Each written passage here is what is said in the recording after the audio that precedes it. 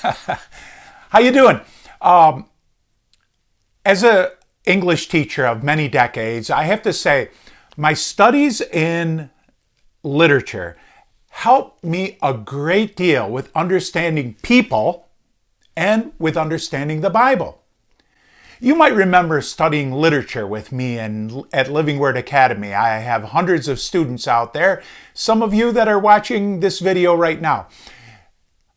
You'll remember some of the lessons that I'm going to share in tonight's video, and you probably could use a little bit of a refresher, right? And you can also help those who were never my English students to get some of these concepts working for them as they read the Bible, especially about considering people in the Bible as overcomers.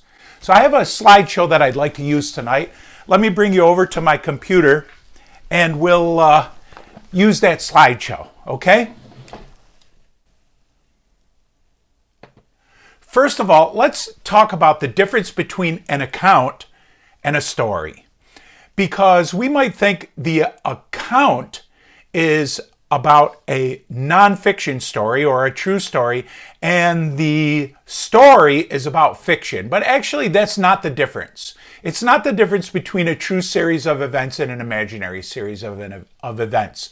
In an account, an indifferent observer tells all the details of an event or experience without making any judgments about what he sees and what he knows. He includes everything.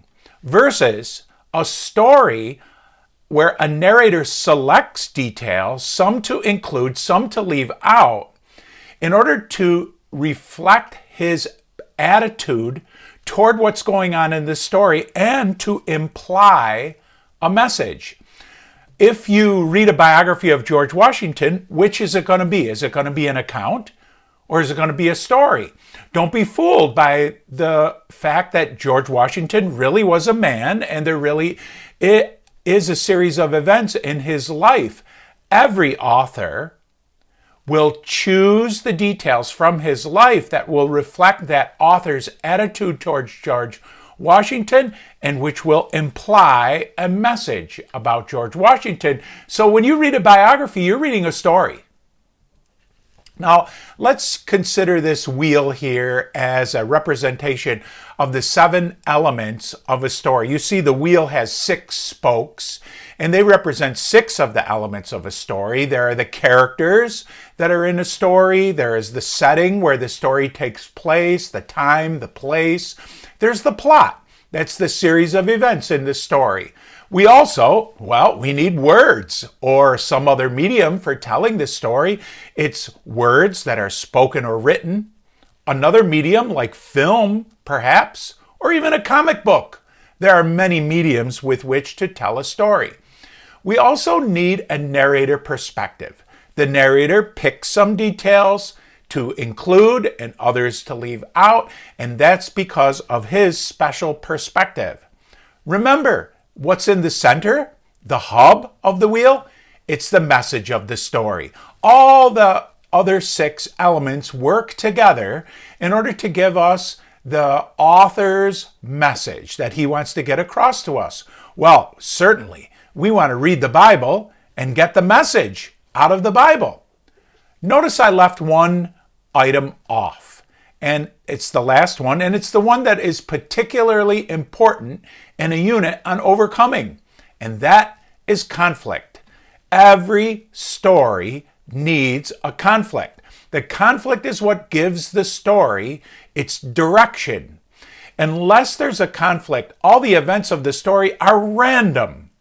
We don't know what is holding the events together unless it's about a character who's trying to overcome what opposes him getting what he wants.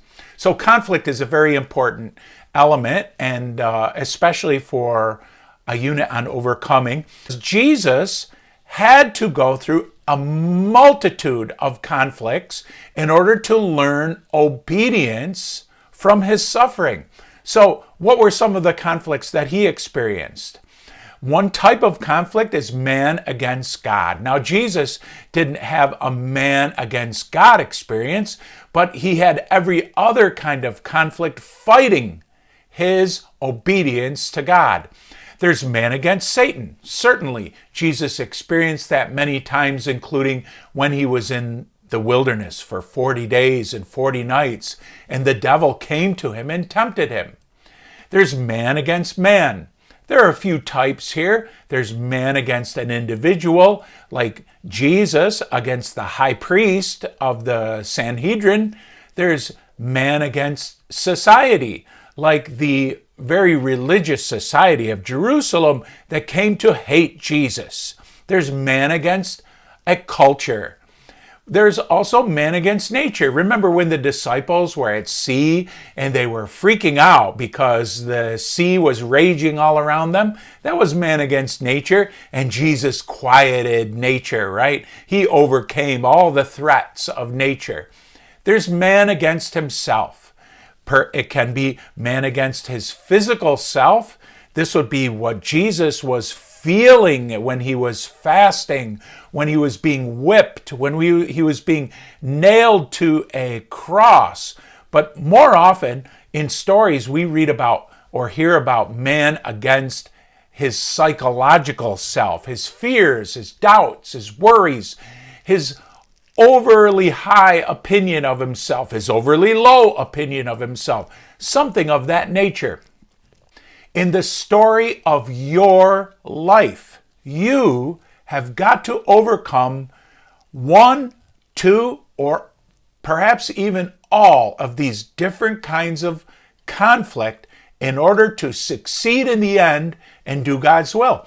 And so, how about if you guys continue sharing the overcomer that you studied in the Bible, sharing with each other about that overcomer, and perhaps include some of these thoughts in your discussion of that person you decided who either ate the bear or the bear ate him.